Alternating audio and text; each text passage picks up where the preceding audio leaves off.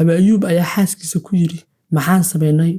Rasuulka Alle miyaa hoosteena seexinay oo inagana kor miyaan seexanaynaa?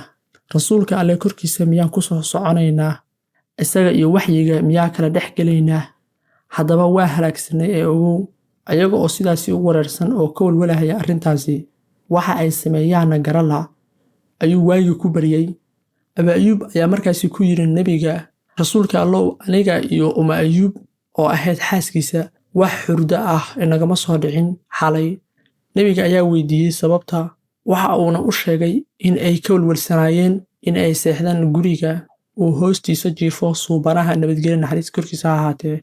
Nabiga ayaa markaasi qalbiga u dejiyay. Aba Ayuub amarka nabiga ayuu qaatay, waxa uuna yiri isaga oo ka sheekeynaya arrintaasi, habeenada ka mid ah ayaa waxa naga jabay weel ay ku jireen biyo annaga oo jiifna.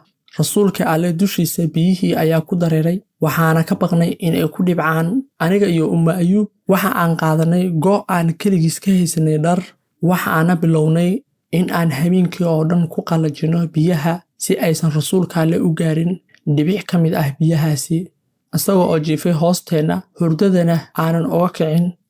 Nabiga nabadgelyo naxariis korkiisa ha ahaatee